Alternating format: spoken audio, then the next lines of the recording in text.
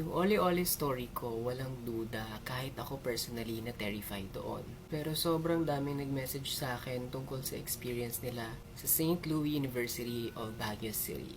And guess what?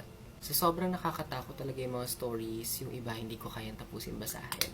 Ganon ka-intense. Itong story ni Sender ay 2021 siya nangyari. Sa Perfecto Building nangyari and exam week nung nangyari yon. Sa 7th floor yung exam nila and nakita niya daw na sa buong floor sila lang ng mga ka-blockmate niya at isang org yung nandun. Yung org daw na nakita niya is nagmi-meeting lang naman. Then, nag-CR daw siya that time. Hindi naman daw siya natatakot kasi parang normal day yung pakiramdam and as in maliwanag daw. Habang naglalakad daw siya on her way to the comfort room, may nakita siyang student na nakapang-nursing. Yung student daw is pumasok sa katabing room ng comfort room na pupuntahan niya. Yung student daw na yon, ningitian pa siya. Nung pagkangiti sa kanya, naisip niya, bakit may nursing student sa building nila? Mostly daw naman nagkaklase doon ay mga political science and education students. Basta ang alam niya daw, walang nursing student, pero since freshman nga daw siya, inisip niya baka mali lang siya, baka meron talaga.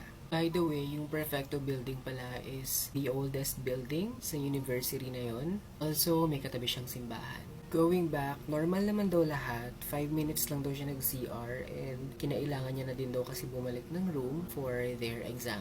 Pagdaan niya doon sa room na katabi ng CR nila, nakita niya yung girl nakaupo daw sa dulo, nakasalubong niya din daw yung classmates ng girl. So, nasa isip niya, baka may exam din sila. Ganun pa din naman daw, maliwanag. And, by the way, around 7 p.m. na pala ng mga time na yon. Pero, napaisip daw siya. Kasi ang pagkakaalam niya daw, wala na daw nag-e-exam ng 7 p.m. Kasi ang last class daw normally is around 7:30 p.m. Naglalakad na siya papunta sa room niya. Napansin niya, parang kanina pa daw siya naglalakad, yung room daw na pinanggalingan niya is ilang steps lang mula sa comfort room. Napansin niya din na yung isang org na nakita niya sa isa sa mga room, wala na din sa kwartong yon. At this moment, sobra na siyang kinakabahan, nagmumura na daw siya sa utak niya. Decide siya na bumalik ng comfort room para maghilamos ulit para mahimasmasan siya. Ayaw niya na daw sanang dumaan sa room na yon. Wala naman siyang choice. Luckily, nakadaan naman daw siya ng safe. Nagstay daw siya sa CR for 5 minutes. Tapos maya-maya, naririnig niya yung boses ng friend niya na tinatawag siya. Sinundo na siya ng friend niya sa comfort room kasi 20 minutes na pala siyang hindi bumabalik and nagtataka na daw sila sa room. Kung pabalik na sila sa room, nakita niya yung room kung saan pumasok yung mga nursing students, nakalock na daw. Hindi niya daw alam kung ano nangyari, sobrang kinikilabutan na siya kasi wala nang katao-tao sa room na yon at all. Sinalubong din sila ng prof niya, nabantay sa exams niya that time. Siyempre, nagtanong yung prof niya kasi namumutla siya, iyak siya ng iyak. So, kinuwento ng friend niya yung nangyari sa professor nila. And ginawan siya ng letter saying na hindi muna siya mag-e-exam. After siyang gawa ng letter, dinala siya ng professor niya sa isa pa nilang professor na may alam sa mga ganong bagay. Mga demonic, paranormal activities. Pagdating daw doon, pinakalma siya ng professor na may alam sa paranormal. And pinagkwento siya ng mga nangyari. Mula dun sa nursing student na ngumiti sa kanya at yung mga students na nakasalubong niya. After niya magkwento, tinanggal ng professor niya yung isa sa mga bracelets niya. Nawakan daw yung kamay niya at pinagdasal siya in Spanish language na hindi niya naintindihan. After ng prayer, ang sabi sa kanya ng professor niya, napaglaruan siya ng demonyo. Kinikilabutan ako. After siyang kausapin, may prinint yung professor na prayer for her and she was instructed na dasalin yon before siya matulog. Pero pag-usapan natin kung ano daw ba yung nakita niya at nangyari sa kanya.